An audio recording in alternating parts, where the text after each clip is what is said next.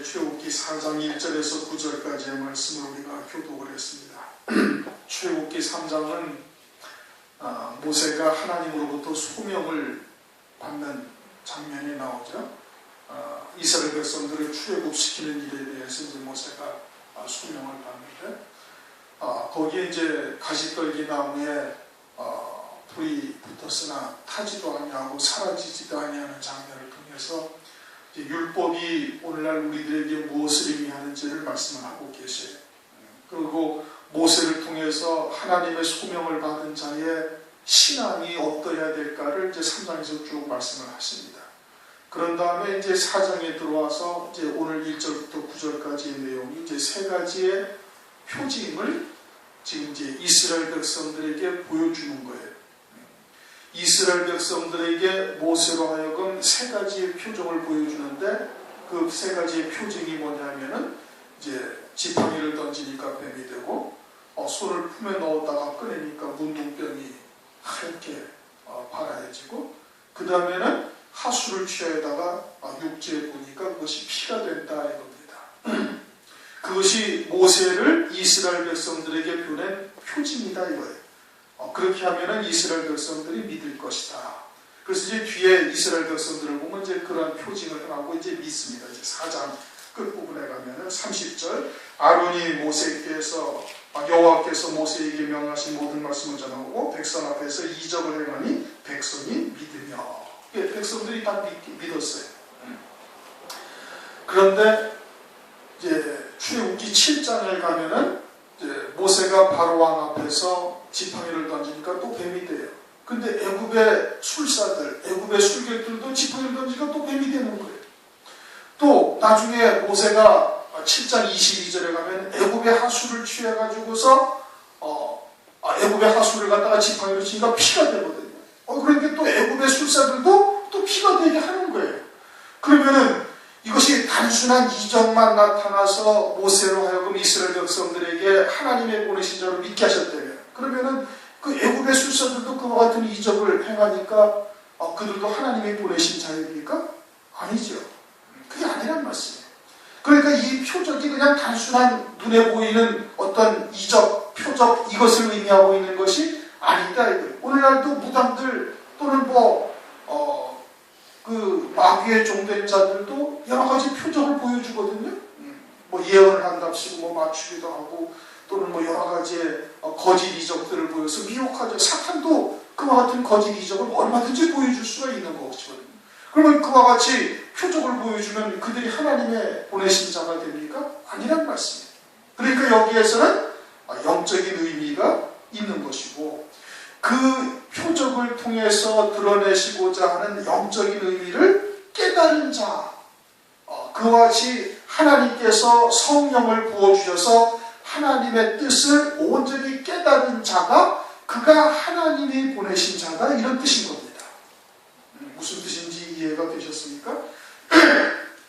표적만 가지고 하나님의 보내신 자라는 그런 증거가 아니다. 그는 애굽의 술사들도 얼마든지 한다니까. 오늘날도 사탄의 종들도 마귀의 자식들도 얼마든지 표적을 보여주고 이적도 보여줘요. 거짓 표적을 얼마든지 보여주죠. 또 요한계시록에 가서도 마귀의 그 용의 권세를 받아가지고 얼마나 큰 이적을 벌입니까? 저 그리스도가 죽었다가 살아나기도 하죠.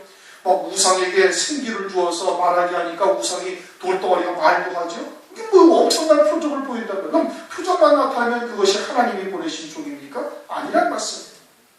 그러니까 여기서도 지금 하나님이 보내신 표적으로 이와 같이 세 가지 표적을 하나님께서 보여주셨는데 이것이 단순한 표적을 의미하는 것이 아니라 영적인 의미를 담고 있는 것이고 그러면 오늘날 하나님의 보내신 자가 누구냐? 하나님께서 보내시는 자가 누구냐면 그와 같은 표적을 그와 같은 이적을 통해서 하나님께서 주시고자 하는 뜻이 무엇인지를 깨닫게 하신다는 말이에요. 그것이 하나님이 보내신 자라는 증거다 이런 뜻이에요. 왜? 요한복음 3장 34절에 하나님의 보내신 이는 하나님의 말씀을 하나니 하나님께서 성령을 한없이 부어주신다. 그러니까 하나님께서 성령을 한없이 부어주셔서 하나님께서 나타나시고자 하는 그 표적의 뜻이 무엇인지를 알게 하시는 거예요. 그것이 하나님이 보내신 자라는 증거다 이런 뜻인 겁니다. 그것을 먼저 우리가 깨달아야 되는 것이고, 모세가 대답하여 가로되 그러나 그들이 나를 믿지 아니하며 내 말을 듣지 아니하고 이르기를 여호와께서 네게 나타나지 아니하셨다 하리이다. 이제 모세가 이제 이와 같이 하나님께서 너를 보내셨으니 이제 가라 그러니까 이제 모세가 이야기를 하는 겁니다. 그들이 나를 하나님께서 보내셨다고 믿지 않을 겁니다. 왜? 자기가 애굽의 왕자로 있을 때, 거칠 것이 없는 그와 같은 때에, 또 건장한 때에, 권세가 있을 때, 그때도 이스라엘 백성들 앞에 나타나는데 이스라엘 백성들이 받아들여야 안 받아들여요? 안 받아들이는 거예요. 사도행전 10장에 말씀하고 있잖아요. 근데 이스라엘 백성들이 모세를 자기들의 지도자로 출애굽을 시킬 하나님이 보내신 자로 인정하지 아니하는 거예요. 그래가지고 미디안 왕에 가서 40년 동안 지금 양치고 있었던 거예요. 그러니 그와 같이 참으로 눈에 보이는 아주 이 참 건장하고 권세가 있고, 그리고 이스라엘 백성들의 지도자로서 전혀 하자가 없을 만큼 많은 학식과 또는 그와 같은 지위에 있음에도 불구하고 받아들이지 아니했는데, 지금은 뭐예요? 지금은 아무도 알아주지도 아니하는 저 광야에 가서 양치는 목동으로 지금 앉아있는 거예요. 그런데 양치는 목동으로 있다가 나를 하나님께서 너희들에게 보내셨다. 너희들 출애굽을 시킬 아브라함에게 약속하신 그 약속대로 너희들을 애굽에서 자유케 하실 그와 같은 하나님의 선지자로 하나님의 종으로 나를 보내셨다면 과연 믿겠습니까? 이런 뜻인 겁니다. 그런 뜻이에요. 지금 자기의 처지가 예전에 애굽의 왕자였을 때도 믿지 않았는데 지금 양이나 치고 앉아있고 누가 봐도 참으로 보잘것없는 거예요. 무슨 가업을 크게 이루어가지고 부자가 됐습니까? 아니면 거기서 무슨 어떤 지파를 하나 만들어가지고 무슨 큰 군대를 만들어놨습니까? 아무것도 없는 거예요. 아무 보잘것도 없는 거예요. 그런데 지금 내가 가면을 믿겠습니까? 지금 그런 뜻이거든요. 그러나 그들이 나를 믿지 않냐며, 나를 하나님의 보내신 자로 믿지 아니하고 내 말을 듣지 아니하고 내가 하는 말이 하나님의 말씀이신 것을 듣지 않는다 이거예요. 또 여호와께서 내게 나타나지 아니하셨다. 그러니까 하나님께서 나타나셨다면 하나님의 뜻을 알려주셨을 텐데 내가 전하는 말이나 나를 하나님이 보내신 자로 그들이 받아들이지를 아니할 것입니다. 왜? 너무 자신의 모습이 초라하니까. 그런데 고린도전서 1장 27절 이하에 뭐라고 말씀하셨어요? 세상에서 미련한 자, 천한 자, 약한 것들을 택하사 있는 자, 가진 자들 하나님께서 패하려 하신다. 그렇게 말씀을 하고 있어요. 능력은 내게 있는 게 아니라 하나님께 있는 거예요. 내 상황과 내 처지와 상관이 전혀 상관이 없는 거예요. 그러니까 그와 같이 하나님께서 보내시면 가면 되는 거예요. 그러면 이제 그러면 나는 지금 세상에서 가진 것도 없고 천한 자죠. 몇십 없는 자죠. 크게 배운 것도 없어요. 박사학위 가진 것도 없고 세상 사람들이 알아주는 사람도 아니고 그러니까 되었다. 그걸 말씀하고 있는 것이 아니에요. 고린도전서 1장 27절 이하의 세상에서 천한 자, 약한 자, 미련한 자라는 것은 세상과 내가 완전히 관계가 없는 자다 이겁니다. 그래서 세상의 것에서 내가 무엇을 갖다가 취해서 사람들에게 드러나고 싶어 할 그런 것을 전혀 생각지 아니하는 거예요. 다시 말하면 하나님을 믿는 믿음, 하나님을 경외하는 믿음으로만 사는 자들이 세상에게 반대할 것이 없어요. 그러니까 세상에 부를 많이 가져야 할 필요도 없고 세상의 박사학위를 가지고 그것을 가는 사람한테 내세워야 할 이유도 없고 세상의 것으로 인정받는 것이 아니라 오직 하나님의 말씀을 믿는 믿음으로만 사는 자가 되었다라는 것을 의미하는 거예요. 온전히 하나님을 경외하는 자다 이겁니다. 그것이 세상에서 천한 자, 세상에서 멸시받는 자, 세상에서 약한 자인 거예요. 세상 것으로는 약하지. 세상에서는 아무 권세나 이런 거에 탐하지도 않냐고 욕심도 없으니까 그런 것은 가지지도 하려지도 않냐고요. 그러니까 천한 자 멸시받고 약한 자가 되는 거예요. 하나님만을 경외하는 자가 되야 된대요. 그런데 모세는 지금 40년 동안 미디안에서 연단받으면서 어떻게 가장 그 온유함이 지면에 있는 모든 자보다 승하게 오직 하나님만을 경외하는 자가 된 거예요. 그렇게 되어졌을 때 하나님께서 쓰시는 것을 말씀을 하고 있는 겁니다. 그러면서 2절 여호와께서 그에게 이르시되 네 손에 있는 것이 무엇이냐? 그가 가로되 지팡이니이다. 그러면서 이제 하나님께서 묻습니다. 네 손에 있는 게 뭐냐? 그 하나님이 몰라서 모르시는 거예요? 아니다 이겁니다. 하나님께서 다 하시는 거예요. 그런데 하나님께서 하나님께서 굳이 물으시는 것은 무엇을 의미하는 거예요? 하나님과 모세와의 관계가 어떠하다라는 것을 모세와 하여금 깨닫게 하시기 위해서 그러는 거예요. 그럼 모세만이 그런 것이 아니라 하나님의 백성들이 지금 그와 같은 관계라는 것을 깨닫게 하시기 위해서 그러는 거예요. 하나님의 손에 잡힌 지팡이다 이겁니다. 하나님의 손에 잡힌 지팡이가 누구란? 모세가 이겁니다. 모세 손에 있는 것은 모세의 것이요 모세 마음대로 쓸 수 있는 것이에요. 마찬가지로 하나님의 지팡이가 되어져 있으면, 하나님의 것이 되어져 있으면 하나님의 마음대로 하나님의 뜻대로 사용할 수 있는 그와 같은 피조된 하나님의 피조물인 존재인 것을 말씀을 하고 있는 것이죠. 또 민수기 17장을 보면은 고라와 16장에서 고라와 다단의 무리가 모세와 아론을 대적하여 일어난 반란이 일어나는 사건이 민수기 16장에 이제 나타납니다. 그러면서 17장에 하나님께서 모세를 통해서 뭐라고 말씀하시는 거 아니에요? 각 12지파의 지팡이를, 장로들의 지팡이를 가져오게 하고 아론의 지팡이도 가져와서 성소에다가 딱 집어넣고, 누가 하나님의 보내신 자, 하나님께서 택하셔서 사용하시는, 쓰시는 자인지를 이제 나타나게 하는데, 그 지팡이로 쓰고 있을 때 이 지팡이는 다 죽은 나무예요. 다 말라 비틀어진 나무. 그런데 그 중에서 아론의 지팡이만 싹이 나고 우미 돋고 싹이 나고 살구꽃이 피고 열매가 맺히는 이와 같은 놀라운 이적이 나타나서 아론의 지팡이가, 아론이 곧 하나님께서 택하신 자라는 것을 하나님께서 온 이스라엘 백성들에게 나타내시는 거예요. 그럼 그 지팡이는 누구를 말하는 거예요? 아론을 말하는 거예요. 시편 23편 4절을 보면은 끝부분에 주의 지팡이와 막대기가 나를 안위하시나이다. 다윗이 그런 고백을 하죠. 그 다윗이 고백한 그 주의 지팡이와 막대기가 나를 안위하신다. 그 지팡이는 누굴 말하는 거예요? 나단 선지자를 말하는 거예요. 다윗의 잘못을 책망하고, 그러니까 지팡이는 누굴? 나단 선지자를 말하는 거예요. 막대기는 압살롬을 말하는 거예요. 다윗이 잘못했을 때 하나님의 징벌의 도구로 다윗을 깨뜨리는 데 사용한 것이 막대기. 그러니까 지팡이는 누구를 말한다고요? 나단 선지자. 지팡이는 그럼 또 누구를 말하는 거예요? 아론을 말하는 거예요. 그럼 여기서 지팡이는 누구를 말하는 거예요? 모세 자신을 말하는 거예요. 모세 자신뿐만 아니라 또한 하나님의 백성들도 아울러서 함께 나타내시고 있는 거예요. 그것을 어디다 던지? 땅에다 던지라. 지팡이이다. 자기가 지금 하나님 앞에 지팡이가 되어져 있음을 말하는 거예요. 그러자 이제 여호와께서 가서 땅에 던지라. 땅에 던졌어요. 땅에 딱 던졌다라는 것은 육체를 입고 이 땅에 보내심을 받았다 이런 겁니다. 누가? 하나님의 자녀들이 하나님의 정하실 때 육체를 이렇게 이 땅에 보내심을 받은 거예요. 아담도 그러하고 아브라함도 그러하고 모세도 그러하고 그렇게 육체를 입혀 이 땅에 보내심을 받았는데 그게 어떻게 됐어요? 뱀이 된지라. 땅에 던지니 그것이 뱀이 된지라. 뱀이 됐다. 뱀이라는 것이 무엇인가? 요한계시록 12장 9절을 보면 큰 용이 되어 쫓기니 옛뱀 곧 마귀라고도 하고 사탄이라고도 하는 온 천하는 꿰는 자라. 그렇게 말씀하고 있습니다. 뱀은 곧 뭐라고요? 마귀요 사탄이다. 그러면 모세가 사탄이 된다는 얘기인가요? 그런 뜻이 아니죠. 이사야서 14장을 보면은 아침의 아들 계명성에 대해서 이야기를 합니다.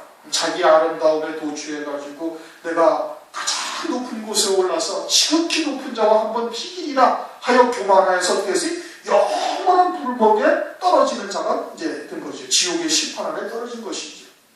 그러면은 모세가 지금 지팡이인데 모세가 하나님께서 그것을 갖다가 땅에 던지라. 모세는 하나님을 말하는 것이고 지팡이는 모세 자신을 말하는 거예요. 하나님께서 그걸 땅에다가 던지라 해가지고 모세가 땅에다 던지니까 뱀이 됐어요. 그럼 뱀이 됐다는 게 마귀가 됐다는 것이 아니라 그와 같이 영원히 심판받을 존재가 되어졌다는 것을 말하는 겁니다. 마귀는 사탄을 말하는 것이고, 다시 말하면 언제 그렇게 됐어요? 창세기 3장에 먹지 말라 먹으면 정령 죽으리라는 선악을 알게 하는 나무를 먹은 다음에 아담이, 그런데 그 아담의 허리 속에는 모든 인류가 다 들어가 있는 것이죠. 히브리서 7장 10절에 아브라함의 허리 속에 레위 지파가 이미 있어서 아브라함이 멜기세덱에게 11조를 드릴 때 레위 지파도 드렸다 이거예요.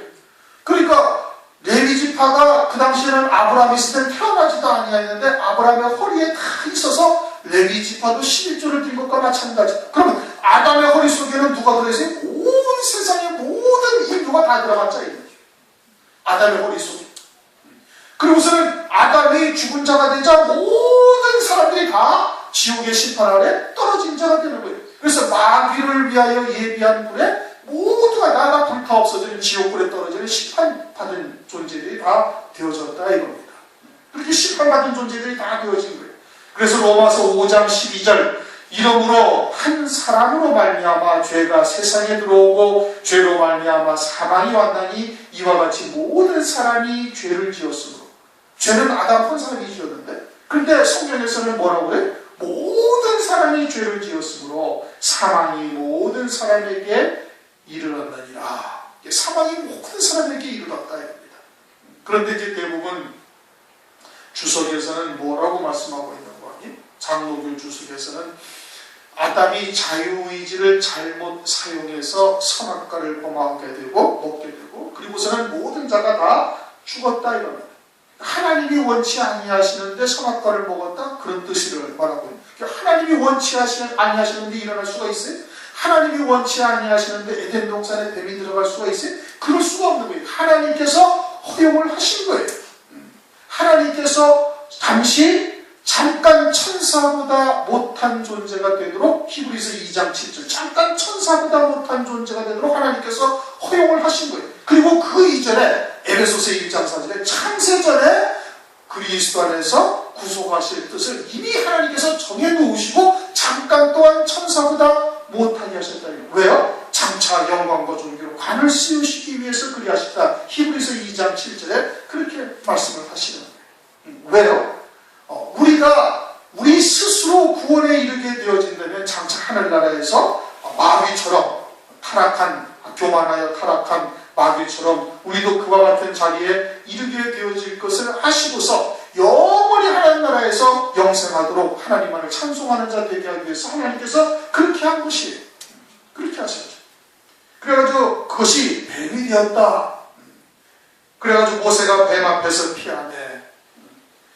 우리가 육에 속한 자가 되어져 있을 때는 항상 하나님을 대적하는 자가 되는 겁니다. 육신의 소욕은 성령을 거스리고 성령의 소욕은 육신을 거스린다 이겁니다. 그러니 육에 속한 자, 원죄에 있는 육에 속한 자가 되어져 있으면 항상 하나님을 대적하는 자가 되는 거예요. 그래서 모세가 뱀 앞에서 피했다. 왜 피해? 물려고 그러니까. 그러니까 마태복음 23장에 보면 유대인들, 서기관과 바리새인들에게 주님께서 뭐라고 말씀하셔요? 33절, 마태복음 23장 33절, 뱀들아 독사의 새끼들아 너희가 어떻게 지옥의 판결을 피하겠느냐. 바리새인과 서기관들에게 향하여 하신 말씀인 겁니다. 그들은 결국 사람의 계명으로 살다가 예수님을 십자가에 못 박아 죽이는 거예요. 마귀의 종으로서 하나님을 대적하는 자가 되는 거예요. 마치 뱀이 모세를 물려가는 것과 똑같다 이겁니다. 오늘날은 어때? 오늘날도 마찬가지로 육에 속한 자, 세상에 속한 자들은 마귀의 종이 되어져서 진리를 대적하는 것이고, 장차 환난 날에는 그때도 역시 마찬가지로 음행의 포도주에 취한 자들이 재림하실 주님을 대적하는 자들과 함께 한 무리가 되어져서 마지막 때 또 그와 같은 하나님을 대적하는 자가 되어질 것을 말씀을 하고 있는 것이죠. 그래서 모세가 뱀 앞에서 피하며 4절 여호와께서 모세에게 이르시되 네 손을 내밀어 그 꼬리를 잡으라. 그가 손을 내밀어 잡으니 그 손에서 지팡이가 된지라. 그래가지고는 뱀이 이제 모세를 대적을 하다가 도망하여 숨으려고 할 때 그 꼬리를 딱 잡는 거예요. 마치 그와 같이 아담과 하와가 선악과를 범하고 난 다음에 창세기 3장 8절에 하나님께서 여호와 하나님께서 아담에게 찾아오시니까 이들이 두려워하여 나무 사이로 숨는지라. 그렇게 말씀을 하고 있어요. 숨었다. 도망하여 숨은 거예요. 그리고서는 하나님께서 오셔가지고 그들이 산자가 되었음을 깨우쳐 주시는 거예요. 뱀의 꼬리를 잡은 것과 똑같이 된 것이고, 그래서 다시 지팡이가 되었다. 산자가 되어져서 하나님의 쓰시는 도구로서 쓰임받는 자가 되었음을 말씀하고 있는 거예요. 그러니까 뱀이 되었다가 다시 지팡이가 된다는 것은 우리가 마귀의 말을 듣고, 아담과 하와가 마귀의 말을 듣고 뱀의 말을 듣고 영원히 지옥의 심판 아래 떨어졌던 그와 같은 과거에, 그와 같은 자리에 있었음을 말씀을 하고 있는 것이고, 다시 주님께서 오셔가지고 산자가 되어졌음을 깨우쳐 주시는 것을 말씀을 하고 있는 거예요. 원죄, 영의 구원받은 것을 말씀을 하고 있는 것이죠. 그러니 아담이 오죽 다시 살아나서 하나님과 이야기하고 하나님 은혜 안에서 살 수 있는 것을 보고서는 그 아내의 이름을 산자의 어미다, 하와라고 이름을 지은 거예요. 죽었던 경험이 있으니 그 살아난 기쁨이 얼마나 컸으면 자기 아내의 이름을 산자의 어미다, 그렇게 이름을 짓게 되어 있는 것이죠. 그러니 에베소서 1장 4절의 말씀처럼 말씀대로 그리스도 안에서 하나님께서 구속하신 것이에요. 그는 이제는 그리스도께서 이 땅에 육신을 입고 오시기 이전의 직분인 멜기세덱의 구원을 이루신 것이다 이겁니다. 멜기세덱. 그러니까 아브라함이 멜기세덱을 봤을 때 10의 1조를 멜기세덱에 드리고 자신이 그와 같은 구원받은 존재라는 것을 아브라함도 깨닫게 되어진 거예요. 영의 구원을 받은 것임을 알 수가 있는 것이죠. 그래서 요한복음 13장 10절, 너희들은 다 이미 목욕한 자다, 다 깨끗하다. 또 사도행전 10장에서도 고넬료라는 이방인을 부정한 짐승으로 베드로에게 보여주시면서 하나님께서 이미 깨끗게 하셨다 이겁니다. 깨끗게 하셨다. 이방인도 이미 그 영의 구원을 받은 존재인 것을 말하는. 그리고서는 예수님께서 발만 씻어주시면 된다, 발밖에 씻을 것이 없다 라고 말씀하시는 것은 그와 같은 의미가 있는 것을 말씀하시는 것이죠. 그러면 모든 하나님의 백성들이 다 구원받은 것인가요? 그것이 아니다 이게요.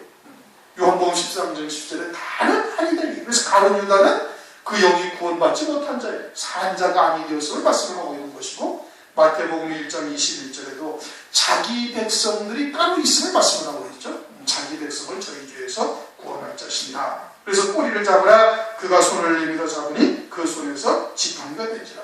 그럼 지팡이가 다시 뱀이 되었다가 다시 지팡이가 되는 것은 무엇을 말하는 거예요? 그것은 영의 구원받은 존재임을 말하는 겁니다. 그리스도 안에서, 창세전에 그리스도 안에서 구속하실 뜻을 이미 정하시고 그 뜻 가운데 이미 하나님께서 구원의 예정대로 아담이 죽은 자가 되자 다시 그 영을 살리신 것을 말하는 거예요. 그것을 깨달은 자가 되어지면 그것이 하나님으로부터 보내심을 받은 자라는 표적이다라는 것을 말씀하고 있는 것이죠. 그러면서 5절 또 가르칠 때 이는 그들로 그 조상의 하나님 곧 아브라함의 하나님, 이삭의 하나님, 야곱의 하나님 여호와가 내게 나타난 줄을 믿게 함이니라 하시고, 요 말씀이 마태복음 22장 32절에 그렇게 말씀하시면서 누구의 하나님이다? 산자의 하나님이다 이겁니다. 그 산자라는 것은 물론 마태복음 22장 32절에 말씀하신 그 산자라는 것은 영도 산자여야 하고 지금도 그 영원한 생명으로 사는 자여야 되는 겁니다. 그것을 말해요. 그런데 지금 여기서 말씀하시는 아브라함의 하나님, 이삭의 하나님, 야곱의 하나님이라고 말씀하시면서 여호와 하나님께서 네게 나타나신 것을 믿게 한다는 것은 그와 같이 산자가 되었음을 모세도 지금 깨달은 것이에요. 모세도 지금 그와 같이 그 영이 산자요 구원받은 존재라는 것을 깨닫고 있으리는 말씀을 하고 있는 겁니다. 그럼 오늘날도 살아계신 하나님이 우리에게 나타나셨다는 것은 무엇으로 알 수 있어요? 내 영이 그와 같이 구원받은 존재요 산자라는 것을 깨닫는 자는 살아계신 하나님께서 그에게 나타나셨다는 증거인 겁니다. 성령께서 깨우쳐 주시는 것이죠. 성령께서 그것을 알게 하시는 것이에요. 그러면서 이제 6절 여호와께서 또 가라사대 네 손을 품에 넣어라 하심에 손을 품에 넣었다가 내어보니 그 손에 문둥병이 많아야 빈같이 흰지라. 손을 그 다음에는 주님께서 이제 두 번째 표적을 말씀하시는 겁니다. 손을 갖다가 네 품속에 넣어라 해서 넣었다가 다시 빼니까 어떻게 되지? 아주 눈같이 휘어지면서 문둥병이 발화해졌음을 말하고 있는 겁니다. 모세의 손은 모세의 지체죠. 다시 말하면 하나님의 백성들에 대해서 지금 말씀하고 있는 겁니다. 하나님의 자녀여 그의 백성들인데 문둥병자가 되었다 이 뜻이에요. 마태복음 8장을 보면은 주님께서 이제 산에 올라가 제자들에게 하나님의 말씀을 다시 쭉 이제 온전하신 뜻을 알려주시는 것이죠. 온전하신 뜻을 알려주시고 내려오시면서 제일 먼저 만난 병자가 누구예요? 문둥병자예요. 문둥병자를 주님께서 그 자리에서 치료를 해주십니다. 그런데 그 문둥병자는 누구를 상징하고 있는 거예요? 온 유대인들을 말씀하고 있는 거예요. 하나님의 말씀에 온전하신 뜻은 깨닫지 못하고 그것을 행위적인 율법으로만 국한하고 그것이 죄를 깨닫게 해서 온전케 하시는 의이신 하나님의 의이신 예수 그리스도를 믿게 하려 하는데 죄를 깨닫게 하는 것이죠. 율법으로 의인이 있을 수가 있어요, 없어요? 의인은 있을 수가 없는 거예요. 로마서 3장 10절, 로마서 3장 20절에 말씀하고 있는 겁니다. 의인은 없나니 하나도 없고 율법으로는 죄를 깨닫게 하려 해요. 그런데 율법으로 죄를 깨닫는 것이 아니라 오히려 자기들은 지게 행하면서 또는 제사를 지내면서 자기들은 의로워졌다라고 생각을 하고 있는 거예요. 근데 실상은 뭐예요? 죄인이다 이겁니다. 죄인인 거예요. 이 문둥병자는 레위기서 13장을 보면은 아주 저주받은 자예요. 그래가지고 문둥병이 걸리면은 그냥 입술을 가리면서 윗입술을 가리면서 부정하다 부정하다 사람들 만나면 가까이 오지 못하게. 왜? 나는 부정한 존재다. 죄인이다 이겁니다. 그래가지고 온몸에 문둥병이 많으면은 성경에서는 그것이 정결하다라고 제사장님들이 판결을 내리게 되어져 있어요. 온몸에 문둥병이 많아있다는 것은 오직 죄밖에 나오지 못하는 존재라는 것을 깨닫는 자가 되어져서 그때서야 정결하다 이거예요. 그때서야 온전히 하나님만을 의지하는 자가 되어지니 율법을 주신 참된 뜻을 아는 자가 되어져 있으니 그때서야 정결하다라고 제사장이 판결을 내려준다 이겁니다. 율법으로는 뭘 깨달아야 되는 거예요? 죄를 깨달아야 되는 거예요. 그리고서는 우리의 의로서는 도저히 의인에 이를 자가 없음을 깨닫고 오실 메시아를 소망하는 자가 되게 하기 위해서 율법을 주신 거예요. 그런데 유대인들은 그러지 않냐고 그 율법으로 제사를 드리고 율법을 행함으로 스스로 의롭다 자기의 의로 하나님의 의를 멸하는 자들이 된 거예요. 로마서 10장 3절처럼. 그러니까 유대인들이 다 뭐예요? 문둥병자다 이겁니다. 하나님의 자녀들이 육체를 입고 무엇인가 하나님 앞에 자기의 의로서 살려고 하는 자들은 전부 다 문둥병자인 거예요. 그런데 자신이 문둥병자인지를 깨닫지를 못하는데 마태복음 8장 1절에 주님께서 문둥병자를 하나 나오게 하셔가지고 자기 앞에 나오게 하나님께서 이 섭리를 하신 것이죠. 그리고 그 문둥병자는 자기가 문둥병자인 것을 철저하게 깨닫고 있는 거예요. 율법으로는 의에 이룰 수 없는 존재인 것을 깨닫고 주님 앞에 나오는 거예요. 그래가지고 주님이 그를 고쳐주셨다 이겁니다. 그러니 손이 문둥병자가 걸렸다, 손이 다시 문둥병이 됐다는 것은 우리 스스로는 도저히 의에 이를 수 없는 존재요, 우리가 지켜 행함으로 열매 맺을 수 없는 존재라는 것을 철저히 깨닫는 자가 되어져야 함을 말씀을 하고 있는 것이고, 그리고서는 7절 가라사대 네 손을 다시 품에 넣으라 하시매 그가 손을 다시 품에 넣었다가 내어보니 여상하더라. 그래서 다시 품에 넣었다라는 것은 다시 하나님의 지체로서 온전히 붙어있는 자가 되어져 있을 때 그와 같이 의의 열매를 맺을 수가 있음을 말씀을 하고 있는 겁니다. 요한복음 15장을 가면은 주님께서 나는 포도나무에 너희는 가지라 말씀하시면서 포도나무 가지가 포도나무에 붙어있기만 하면은 지체가 되어져 있으면은, 그래서 원나무 줄기로부터 오는 수액과 그 영향을 공급받기가 되어지면 그러면 저절로 열매를 맺는다 이겁니다. 저절로 열매를 맺는다. 믿음으로만 사는 자 되어져야 함을 말씀을 하고 있는 겁니다. 사람의 의와 자기의 의와 하나님의 의, 믿음으로 사는 것이 무엇인지를 깨닫는 자가 되어져야 함을 말하는 거예요. 오늘날은 다 믿음이라고 이야기를 합니다. 다 믿는다고 이야기하죠. 예수 그리스도를 믿는 교회 나온 사람이시고 믿지 않는 사람 아무도 없어요. 믿음으로 살고 있지 않다고 자신을 부정하는 사람 아무도 없어요. 그런데 실제 믿음이 무엇인지를 모르는 거예요. 세례받은 자가 되어져야 되는데 세례받은 자가 무엇인지조차 모르는 거예요. 그냥 형식적인 세례를 해야 된다는 것을 알지 못하는 거예요. 그래서 예수 안에서 나는 죽고 오직 예수님께만 붙어있는 자가 되어져야 되는데, 모세의 손에 모세의 지체인 것을 깨달아야 되는데, 자기 손이요 그 머리가 그리스도가 되시는 교회에 붙어있는 지체라는 것을 깨달아야 되는데 그것을 깨닫지 못하고 자기가 지켜 행하려고 하고 자기가 죄를 회개하여야 뭐 어쩌고저쩌고 기타 뭐 등등 성결한 삶을 살아야 어쩌고저쩌고 하면서 전부 다 내가 하나님의 말씀을 지키는 또는 순종하는 이와 같은 자기의 의로 사는 자가 거의 대부분이다 이겁니다. 그런데 깨닫지를 못하는 믿음으로 난 성령의 열매가 무엇인지를 깨닫는 자여야 되는 것을 말씀하고 있는 겁니다. 그래서 손에 문둥병이 다시 손을 품에 넣었다가 내어보니 여상하더라. 8절 여호와께서 가라사대 그들이 너를 믿지 아니하며 처음 이적의 표징을 받지 아니하였고, 처음 이적의 표징은 뭐예요? 영의 구원 받은 것을 말하는 거예요.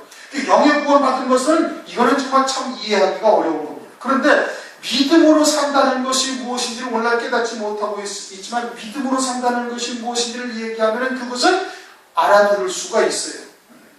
이해할 수가 있다. 하나님 나라가 열리지 않으면 이 멜기세덱의 구원, 영의 구원이 무엇인지를 깨달을 수가 쉽지가 아니한 겁니다. 그런데 둘째 이적의 표징은 믿으리라. 개중에 그와 같이 믿음으로 산다, 하나님의 의의 열매가 무엇이다 와 같은 것을 깨달을 수는 있으리라. 9절, 그들이 이 두 이적을 믿지 아니하며 네 말을 듣지 아니하거든. 그럼에도 불구하고 모든 사람이 다 믿는 것이 아니라 믿지 아니하는 자들이 있음을 말씀을 하고 있는 거예요. 두 이적을 갖다가 내 말을 듣지 아니하거든. 너는 하수를 조금 취하여다가 육지에 부으라. 네가 취한 하수가 육지에서 피가 되리라. 하수를 취하여다가 육지에 부으라는 거예요. 어디에 가서? 애굽에 가서. 하수라는 것은 뭘 말하는 거예요? 물을 말하는 것이, 먹는 물을 말하는 거예요. 먹는 물이 지금 어떠한데? 먹는 물이 애굽의 하수인 것이죠. 오늘날도 다 사람의 계명 또는 생활교훈과 같은 그와 같은 것으로 또는 기복적이고 인본적인 신앙의 말씀으로 변질되어져 있는 것. 실제는 내가 너희에게 주는 물은 영생하도록 솟아나는 샘물이 되어야 되는데 그와 같은 하나님의 말씀, 영생에 이르게 하는 샘물이 되어야 할 하나님의 말씀이 그저 생활교훈으로 인본적이고 기복적인 말로 변질되어져 있는 거예요. 그것을 떠서 육지에다 부으라 이겁니다. 육지에다 부어라. 육지에다 부으라는 것은 땅에 부으라는 것이고 하나님의 자녀들에게 그와 같은 말씀을 그러면 어떻게 된다? 피가 된다는 거예요. 피라는 건 뭘 말하는 거예요? 피라는 것은 생명을 말하는 거예요. 영원한 생명에 이르게 하는 말씀으로 그들이 듣는 자가 되어질 것을 말씀을 하고 있는 겁니다.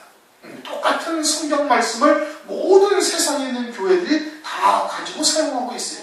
그런데 이 물을 떠서 그 육지에 부으면은 그 택하신 자들에게는 이것이 피가 된다. 생명이 되어질 것을 말씀을 하고 있어요. 그러면은 그 뒤에 모든 사람이 다 믿는다라고 지금 말씀을 하고 있어요. 안 나와 있어요. 들을 귀 있는 자만 듣게 되는 거예요. 들을 귀 있는 자만 듣는 거예요. 처음 표적이나 이적도 잘 받아들이지 않냐. 두 번째 표적도 잘 받아들이기 어려운 거예요. 그래서 이것을 믿지 않으면 어떻게 알아? 그냥 하수를 떠서 육지에다 부으면 그것이 피가 되리라 합니다. 피가 된다. 생명이 된다는 거예요. 그 말씀을 받는 자들이 있을 것이고 그 말씀을 받는 자들은 그것이 그들에게 영원한 생명이 되어질 것을 말씀을 하고 있는 거예요. 당시의 유대인들도 역시 마찬가지로 예수님 당시의 유대인들도 사람의 계명으로 살고 있고 헛되이 하나님을 경배하고 있다 이겁니다. 애굽의 하수가 되어져 있던 것이죠. 그때 주님께서 그 물을 떠서 이스라엘 백성들에게 나눠주니 그들이 어떻게 참된 생수와 같은 말씀을 먹고 살아나는 자들이 120여 문도와 12제자와 120여 문도들이 바로 그들이 돼요. 그들로부터 이제 교회가 시작되었죠. 그래서 그들이 그들에게 피가 되고 생명이 되어졌음을 말씀을 하고 있는 겁니다. 에스겔서 2장 5절을 보면 이렇게 말씀을 하고 있습니다. 그들은 패역한 족속이라 듣든지 아니 듣든지 그들 가운데 선지자 있은 줄을 알지니라. 듣든지 아니 듣든지 전하라 이겁니다. 그러면은 택하신 자들에게는 그 말씀이 생명이 되고 그들을 살리는 역사를 일으키게 되어질 것을 말씀을 하고 있는 거예요. 모세가 이스라엘 백성들에게 보내심을 받으면서 세 가지 표적을 하나님께서 보여주셨어요. 세 가지 표적을 하나님께서 나타나게 하셨는데 그것은 단지 물리적인 어떤 또는 세상의 그냥 단순한 이적을 말씀하고 있는 것이 아니다. 오늘날도 하나님으로부터 보내심을 받은 자들은 어떤 표적이 있어야 돼? 이와 같은 표적이 있어야 되는 거예요. 이와 같은 표적이 하나님의 말씀을 통해서 이러한 표적이 주시는 영적인 의미를 깨닫고 있는 자는 그는 하나님이 보내신 자다야 합니다. 그래서 이스라엘 백성들에게 하나님의 말씀을 그들에게 생명이 되는 말씀으로 증거하시는 것이고 그러면 듣든지 아니 듣든지 들을 자는 듣고 깨닫고 살리는 역사가 나타나게 되어질 것을 말씀을 하고 있는 겁니다. 우리 다 같이 함께 통성으로 기도